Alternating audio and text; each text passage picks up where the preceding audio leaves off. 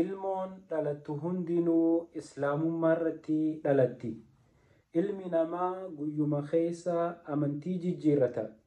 Gaafa Rabbi subhaanahu wa ta'aalaa jalqaba garaa haadha teenyaa keessaa nu baasu, ilmoon namaa ta kaafirarraa dhalattu, ta yahudaarraa dhalattu, ta majuusaarraa dhalattu, ta waa hundarraa dhalattu islaama qulqulluudha turtee jechuu. Haadha abbaatu eega ilmaan dhalatan booda guyyaa keessa kaanis beeta kiristaana geessee kiristinnaa kaasa, kaanis cuuphaa jee ilmoo bultii 40 booda bishaan keessa naqee amantii isaanii qabachiisa. Maaliif waan kana godhan obboleeyyan? Akka ilmoon islaamummaarra dhalattu fixratallaahi allatii faxara annaasa calayhaa. Rabbi subhaanahu wa ta'aalaa karaa isaati, karaa uumaa hunda irratti uumu kana, karaa ilmi namaa guyyaa keessa ifirraa jijjiiru islaamummaan amantii qulqulluudha. Arra waaniin hadiisa kana isinii himuu barbaadeefin qaba. Rasuulli Rabbii sallallahu alayhi wasallam hadiisa isaanii qulqulluu keessatti akkana jedhan: kullu mawluudin yuuladu cala alfitra فأبواه يهودانه أو ينصرانه أو يمجسانه. كل مولود يولد على الفطرة.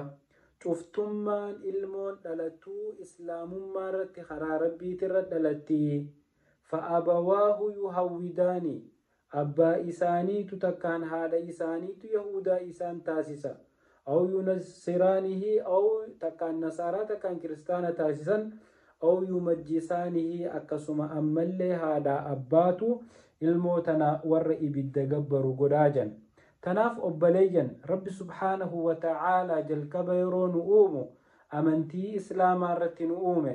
Alhamdulillah kafaamilii amantii islaamaa ta laa ilaaha illallah muhammadun rasuulullah jettee amanturraa Rabbi subhaanahu wa ta'aalaa nu uumuun alhamdulillah jennee waan Rabbiif galata galchuu qabna.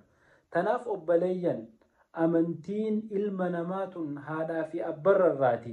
Rabbiin gaafa si khalqu qulqullinaan karaa islaamummaa irra si khalqe yoo haadhaa fi abbaan kee jalloo aqiidaa jalloo qabaatan atiis akkaataa itti dhalatte sanirraa guyyaa keessa sababaa haadhaa fi abbaa keetiitiin jijjiiramtee karaa baddaa jechuu.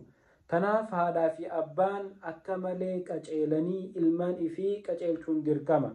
Obboleeyyan kiyya haadha abbaan yoo aqiidaa qulqulluu qabaatte ilmaanillee aqiidaa qulqulluu dhaalchisan.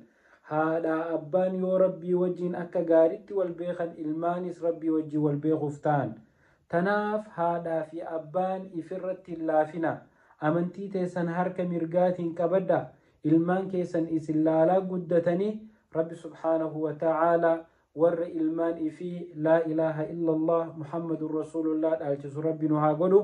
Warra ilmaanii fi karaa islaamummaa irra dhalatu guyyaa keessa jallisu Rabbi nun taasise.